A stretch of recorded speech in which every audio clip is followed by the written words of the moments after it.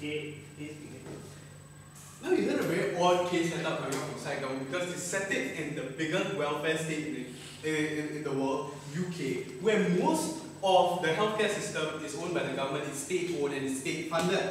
Now, basically, she talked about how companies and their reputation, healthcare companies and their reputation is so important to them. Now, I assume she's referring to the small minority of privately owned health facilities in the UK.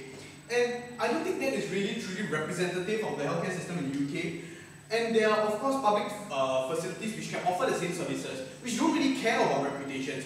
And we don't think it isn't, and it shouldn't be a concern of the state. Because if we are just talking about privately owned health facilities, then why should the state interfere?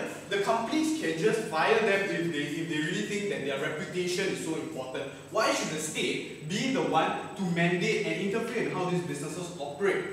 Now, on the second argument, basically, of role models. Now, we don't think that people, patients essentially would just change because their doctor is trim and fit. I think the real reason that people would change their habits is because their lives are at stake, their own personal lives are at stake, and they feel a personal motivation in order to become healthy and in order to lead a healthier lifestyle. That's why they will change. It's not because they see some hunky doctor and they want to be fit like him.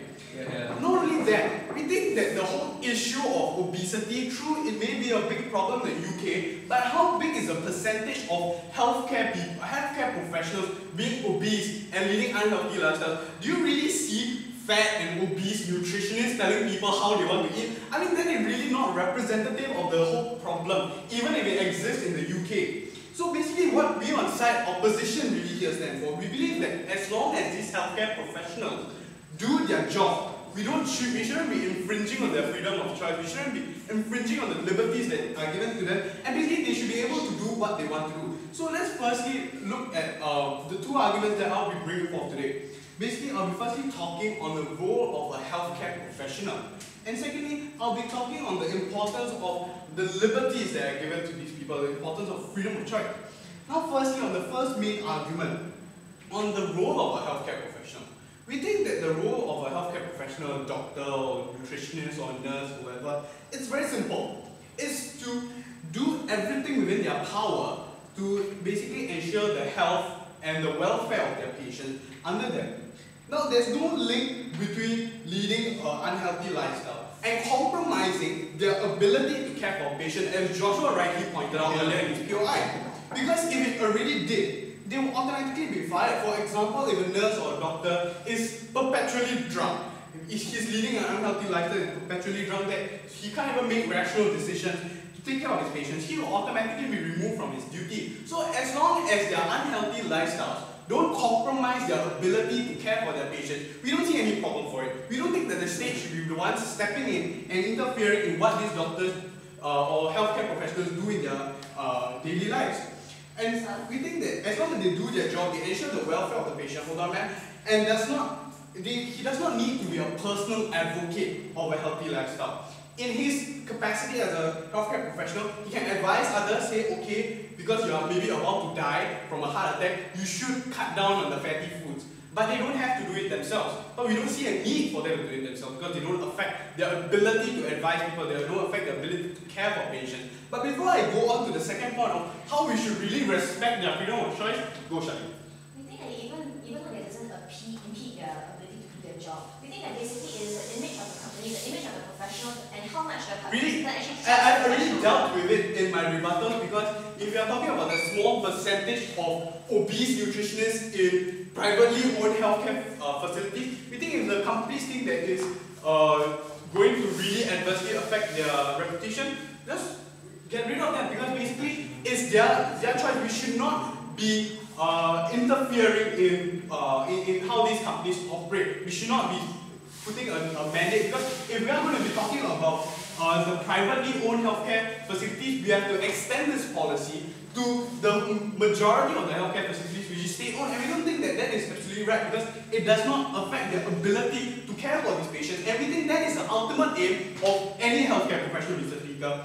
Now, on to the second argument of how basically it is important to respect even the liberties of any individual. We think that the state has no right to infringe on this and to impose its mandate and infringe on the freedoms of individuals. But especially in first world democracy, I mean even the UK, liberty is something of the utmost importance. The ability to choose what you want to do with your life is something that is considered almost sacred. And millions of people around the world have died even fighting for this very right that first world democracies enjoy so well. Now, the only time that the state can actually infringe on that freedom or that right, basically, is when there's a very clear harm to society. We don't see a very clear harm coming out from government here which justifies that infringement. For example, where do we infringe on such right? For example, we don't allow people to possess narcotics because they can actually traffic it, get other people to get addicted. Now that harm doesn't exist in status quo when we're talking in the context of this motion, because when healthcare professionals lead unhealthy lifestyles, because it isn't like they are going to cause other people to die inherently. It isn't like they're going to create havoc in the healthcare industry. And it's not like they are influencing patients negatively, because they can't. Because they essentially must do everything within their power to make sure that their patients lead a healthy lifestyle. In the case of doctors, there's even more reason why you should not infringe on their freedom to choose, because I mean, they are the people who are most informed about their choice.